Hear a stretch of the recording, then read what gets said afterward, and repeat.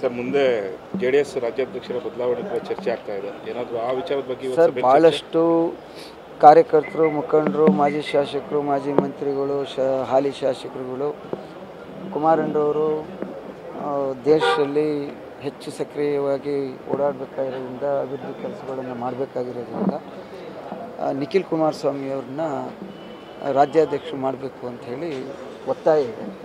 But Nikhil ಅವರು ಮತ್ತು ಕುಮಾರಣ್ಣರವರು membership ಮುಗಿಲಿ, ಈ ಸಾರಿ ನೇಮಕ ಬೇಡ, ಮೊದಲು ಮೆಂಬರ್ಶಿಪ್ ಮುಗಿದ ನಂತರ ತಾಲೂಕು ಅಧ್ಯಕ್ಷರುಗಳು ಆಯ್ಕೆ ಆಗಲಿ, ಆಮೇಲೆ ಜಿಲ್ಲಾಧ್ಯಕ್ಷರು ಆಯ್ಕೆ ಆಗಲಿ, ಆಯ್ಕೆಯ ಮುಖೇನ ಯಾರನ್ನು ಮಾಡ್ತಾರೆ ಆ ಒಂದು ರೀತಿಯಲ್ಲಿ ತೀರ್ಮಾನ ಆಗಲಿ ಅಂತೇಳಿ ಅವರೆಲ್ಲರ ನಿಖಿಲ್ ಅವರ ಅಭಿಪ್ರಾಯನೂ ಕೂಡ ಇದೆ.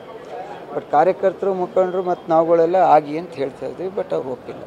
ಸರ್ ಮುಂದೆ ಜೆಡಿಎಸ್ ರಾಜ್ಯಾಧ್ಯಕ್ಷರ ಬದಲಾವಣೆ ಬಗ್ಗೆ ಚರ್ಚೆ ಆಗ್ತಾ ಇದೆ. ಏನಾದರೂ ಆ ವಿಚಾರದ ಬಗ್ಗೆ ಸರ್ ಭಾಳಷ್ಟು ಕಾರ್ಯಕರ್ತರು, ಮುಖಂಡರು, ಮಾಜಿ ಶಾಸಕರು, ಮಾಜಿ ಮಂತ್ರಿಗಳು, ಹಾಲಿ ಶಾಸಕರುಗಳು ಕುಮಾರಣ್ಣರವರು ದೇಶದಲ್ಲಿ ಹೆಚ್ಚು ಸಕ್ರಿಯವಾಗಿ ಓಡಾಡಬೇಕಾಗಿರೋದ್ರಿಂದ, ಅಭಿವೃದ್ಧಿ ಕೆಲಸಗಳನ್ನು ಮಾಡಬೇಕಾಗಿರೋದ್ರಿಂದ ನಿಖಿಲ್ ಕುಮಾರಸ್ವಾಮಿಯವ್ರನ್ನ ರಾಜ್ಯಾಧ್ಯಕ್ಷರು ಮಾಡಬೇಕು ಅಂಥೇಳಿ ಒತ್ತಾಯ ಇದೆ.